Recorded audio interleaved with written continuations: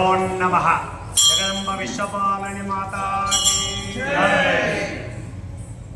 ఆస్తిక భక్త మహాశయులకు ప్రముఖ విజ్ఞప్తి, ఈ దసరా ఉత్సవాలు అనేది ఆనవాయితీగా వస్తున్నది.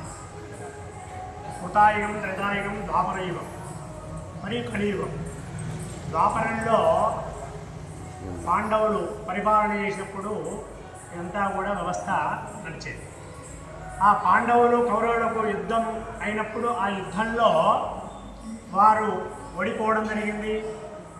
ఓడిపోవడంతో వాళ్ళ యొక్క పట్టణాన్ని విడిచిపెట్టి అరణ్యంలో 16 సంవత్సరాలు వాళ్ళు ఆ అరణ్యంలో జీవనం గడిపించాలి.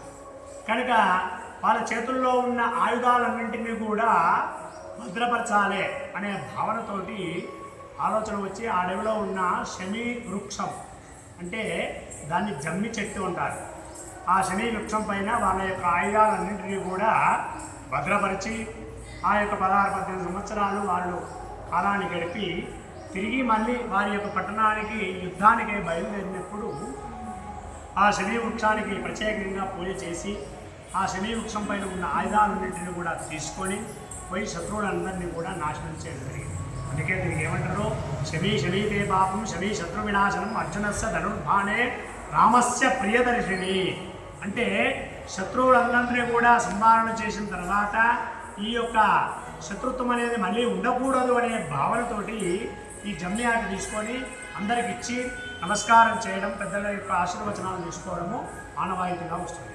కనుక ఈ దుర్గా నవరాత్రులలో కూడా ఆ వారు ఈ యుద్ధాన్ని చేయడానికి ముందుగా భాద్రపద శుద్ధ అమావాస్య నుండి, పిత్రామావాస్య తెల్లవారి నుండి ఆశ్వీజ శుద్ధ పాడ్యమి నుండి మొదలుకొని నవరాత్రులు అంటే 9 రాత్రులు కూడా ఈ దుర్గా భవాని ప్రతిరోజు ఒక రాక్షసునిగా సంహారణ చేసుకుంటూ లాస్ట్ 10వ రోజు ఆ మహిషాసుర మర్ధుని సంహరించి విజయదశమి నాడు విజయకేతనం ఎగరవేసి జెండా ఎగరవేసి అందరూ కూడా విజయోత్సవాన్ని పాల్పంచుకొని స్వేచ్ఛా జీవితాన్ని ఆ యొక్క అమ్మవారు మనకు ప్రసాదించడం జరిగింది.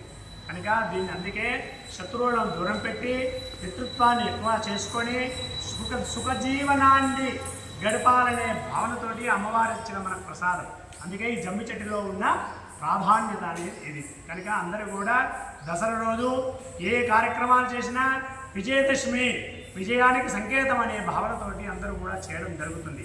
కనుక సాయంకాలం వేళ కూడా మన మల్లాపూర్ సీతారామాంజనేయ స్వామి దేవాలయంలో ఆశ్వీజ శుద్ధ పాఠ్యం నుండి మొదలుకొని రేపు అనగా 2/10/2025 విజయదశమి గురువారం రోజున దేవాలయంలో కూడా ప్రత్యేకమైన పూజలు 6 గంటలకు స్టార్ట్ అయ్యి మరియు మధ్యాహ్నం వరకు కూడా భక్తులకు ఆ దేవమూర్తులను దర్శనమిచ్చి సాయంకాలం వేళ అమ్మవారి యొక్క పూజా కార్యక్రమం అనంతరము మరి యొక్క జమ్మి పూజ కార్యక్రమాన్ని చేసి అమ్మవారి యొక్క ఉద్వాసన చేసి అందరూ కూడా తీర్థప్రసాదాలు వితరణ చేసి సర్వే జనా సుఖినో భవనంతో అనుకుంటూ అందరికి కూడా అమ్మవారి ఆశీస్సులు నిలవేళలా ఉండాలని కోరుకుంటూ ఈ దసరా ఉత్సవాలను ఆ దేవాలయంలో కమిటీ మెంబర్ల ఆధ్వర్యంలో ప్రత్యేకంగా నిర్వర్తించడం జరుగుతుంది.